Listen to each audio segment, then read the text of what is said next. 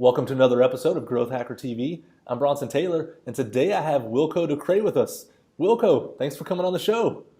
Well, thanks, man. Thanks for having me. Absolutely. And you're coming to us from the Netherlands, a place that I hope to visit someday. I keep wanting to get there, but it never quite happens. You should, man. It's good. Yeah, absolutely should. I'm glad to have you on the show because me and you actually did a little bit of business together, and it's cool to have people on the show that you've actually worked with and done things with. So me and you actually did a webinar together, and it went really well. We both made a little bit of money from it, and so I thought we would just talk for a little bit about webinars. I mean, I know doing the webinar with you, I learned a lot. You're obviously ahead of the curve. You're doing things other people aren't doing. You're seeing things in a unique way. And it definitely leveled up my webinar game doing one with you. And so that's what I want to do is just talk about webinars and let you share that with the people. Sound good to you?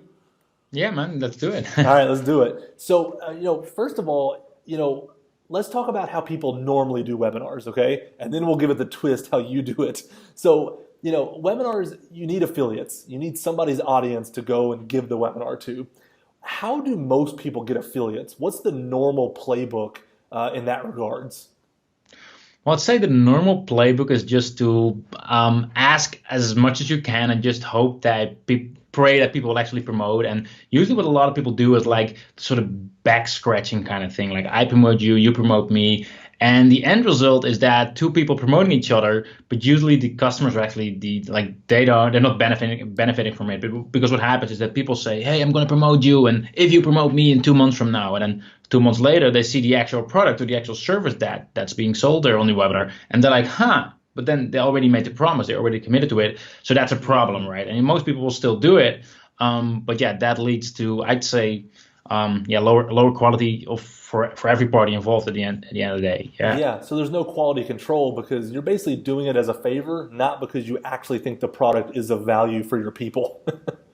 Exactly. And you said it's a lot of just kind of putting it out there and praying and hoping that people do it. I mean, what does that actually look like? You're just in Gmail blasting out emails to anyone that you think has a list saying, hey, do you want to do a webinar? Hey, I'd be happy to do one in return. I mean, is that what it really is?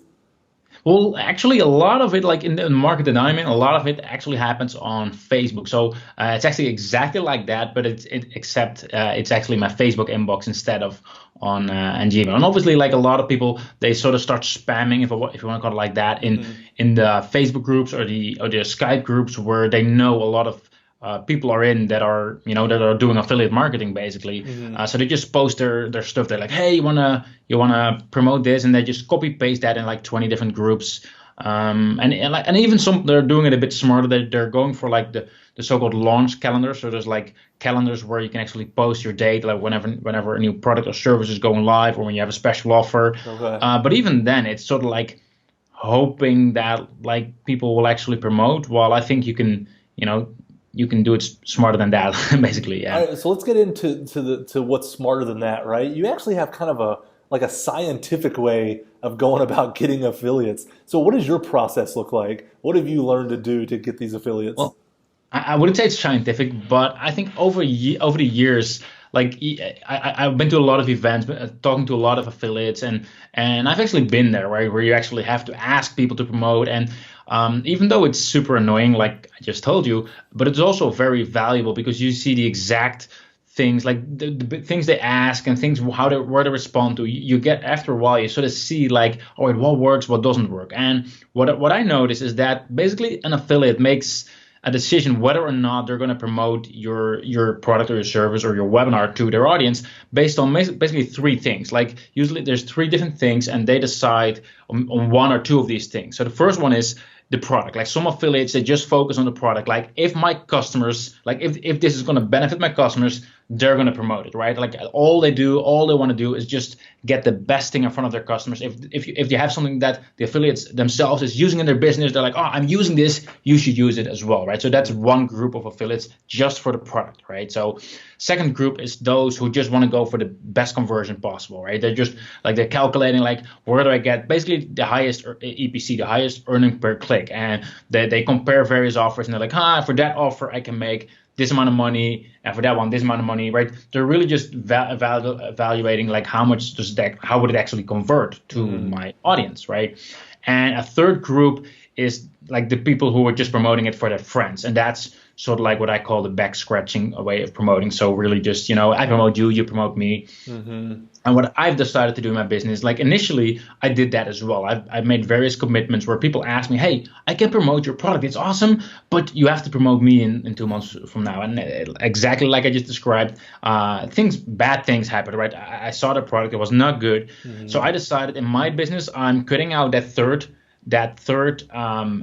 portion of the affiliates, which might lose you some affiliates, but you want to do what's right, and you don't want to do that kind of things. At least that's my opinion. You want to run your business however you want to run it, right? So I'm sort of ignoring that, but that leaves me two groups of people that basically depend on who are who just focus on having a good product and who focus on conversions. And what I've learned is that it's really just branding that and putting that into their brain. And I'm not just saying like, it's converting good and it's a good product. I mean, they need to believe it, like without a doubt. They need to think, when they think about your product or service, like, this is awesome, my customers need it, and it's going to convert insanely well. And if then they see a message or you ask them like, hey, do you maybe want to promote? They're like, yeah, sure I would. Like, and that just, I think, changes the game. And it's just, so that's sort of like the logic behind how I even start my marketing, my affiliate. Yeah, so how do you campaign. get those ideas in their brain? How do you actually prime the pump so that they think that's the product, it's going to convert, so when you come to them, they're ready? How do you do that? A lot of it is actually using Facebook ads, mainly Facebook video ads, and that's just right now because it's a real good way to. It's basically a cheap way of advertising at the moment, and also because video is, you can do a lot more video than just text. Mm-hmm. So whenever I launch something new, I know that everyone is going for their affiliate's attention, right? So I don't want to be one of all of the other people. So what I do is I usually pick a date, let's say 2 months in advance, and from 2 months in advance, I'm going to start on my video ads, and I target various custom audiences. So these are people that have already visited my affiliate page in the past, or who are on my affiliate list. So this is a relative small group of people, like 5, 6, 7,000, something in that order. Mm-hmm. Which means that you don't even have to spend a lot, but you can just make sure that everyone is going to see your video ads, right? So from the moment it starts, the first video is all it's about is just making clear that they know that the launch or that special offer that is coming up, right? And all I'm doing is I'm branding it in, and they're going to see the logo, they're going to have a first glimpse of what it's about, but it's really just about making clear that it is coming, right? Just getting that first message into their mind. Mm-hmm. Now, if they watch that video and they've seen, for example, 25 or 50% of that, you can create another custom audience, and that's for those who are familiar with Facebook ads, which means that as soon as they've seen that video to a certain percentage, they're going to be automatically added to a second custom audience, which means that you can then target a different ad to them. Mm-hmm. So the second ad that I show to them would be for one of these other points. So the second ad will be like, it's I've done these other launches in the past, and like this one was converting at this amount EPC, this one was converting at the other like this amount of EPC. Overall sales was this. I'm really sort of like bragging about the numbers, even though I personally hate doing it. But to get this point across, it works, because if I just say, yeah, it's converting well, like they don't believe that, right? So they want to see hard proof. And for example, if you already did a test promotion on your own list or with another affiliate, you can even show these numbers like, this person, he promoted it, and here's how it did for him, like hard numbers. So this video is just about getting the point across that by the end of the video, they're like, wow, like this converts. Even though they might not be thinking like, this is the product my customers need, but at least now they know it converts, right? Mm-hmm. Then the next video, and you can switch these up, the order doesn't really matter. Next video would be just like a case study where I'm showing, like, first of all, what the actual tool or service does. In my case, I'm focusing on SaaS businesses, so what the tool does, and basically some a really good case study that proves that what I actually says it does it really, really well, right? Mm-hmm. So by the end of that video, they're like, wow, like, and because this audience is so small, I'm gonna show those ads over and over. Like usually the average frequency, so the average time everyone would actually see that every video would be like 20 times, 25 times. Like, that's awesome. And that's over a 2-month period, right? Mm-hmm. So even though it's not like they're like super into it, even though it's not like they're like, oh yeah, what's this? Like, but they've seen it over and over. And after 2 months in their mind, and I make it appear as a big launch, right? It's not like, oh yeah, I'm doing this thing. I'm once again making it. I'm sort of like bragging, like this is going to be the best thing ever, right? And it's actually the best thing since sliced bread, and you need to be involved. And after seeing that for 2 months in a row, 20 to 25 times for each of those videos, well, rest assured that they're like it's in their mind. And obviously, because everyone's busy, I think the last step is maybe even the most important, because just a few days before the launch, or like 5 days before the launch, I switch off all the other ads. And I promote all these people just like, all right, this is it. In 5 days, it's going to happen. So right now, this is when you actually need to get ready. And a lot of our affiliates are just coming from this campaign, just from Facebook video ads, which everyone could actually do, but not a whole lot of people are actually doing it. Yeah. No, that's incredible. That's playing chess when everyone else is playing checkers in terms of trying to get affiliates. So I love just how you put all the pieces together. I love how you prime the pump. There's actually a new book out. I can't remember the name of it. No, it's called Persuasion, and it's about persuading people before you persuade them. And I haven't read it yet, but I got a feeling that what you're doing is right in line with persuasion. So there might be something there too. So, okay, so that's live webinars, that's big launches, that's affiliates. But you're actually doing something even different now. You're actually moving on from live webinars to auto webinars. So first, just tell me this. Why? Why are you wanting to move into the auto webinar world? What's making you want to do that? Well, like on one side, the affiliate model, which I just described, it's good, right? Like you can push a lot of volume in a short amount of time, but at the same time, you're pretty much depending on someone else to grow your business, right? And that's just not the ideal model for me. Now, I'm still using that, but I don't want to be depending on it. So over the last, I'd say, just over a year or so, I made it my core focus to basically add other channels into the business while maintaining the affiliate channel. I didn't want to replace that, but I do want to add other ones on top. So one of the channels I've been working on for a while now is obviously Facebook ads, right? It's the easy thing to do. And something I've been doing before for a while is what's called the Jeff Walker the 3-part video sequence. I'm not sure if you've seen it, but basically you drip out 3 content videos where you teach your audience something, and then after those 3 videos, or after, for example, 3 or 4 days, you then show them an offer, right? So initially I started running Facebook ads into that, so promote that first video, and then they're going to get an email about the second video, and then they're going to get an email about the third video, and then they get a pitch. And using Facebook ads, that didn't work. It did not convert well enough, mostly because there's a big time span. And this is for cold traffic, right? So they're seeing this dude, this Dutch guy, and like 5 days later, a part of those people, they're not going to be interested anymore because they've already seen 20 different other opportunities on Facebook or things that they're interested in. So it's really hard to sort of capture their attention. So I went looking for like what other strategies are there, and been asking around, and I heard from some friends that they had really good results with webinars. Now, personally, I don't like doing webinars at all. Like I do a lot with video, that's fine. But when I do a lot, when I'm live, it's just one of those things, like everyone has their skills, I guess, and that's just not one of them. Plus, because I'm from the Netherlands, it also means that if I would do live webinars, I usually have to do them in the evenings. And I value my personal time, right? I work and I have private time, as we all do. So I was like, I don't really like that, but I do like the idea of getting, the ads up and running, but I don't really want to keep on doing live webinars. So I started thinking about automated webinars, and that part, that I do like. So that's when I started doing auto webinars.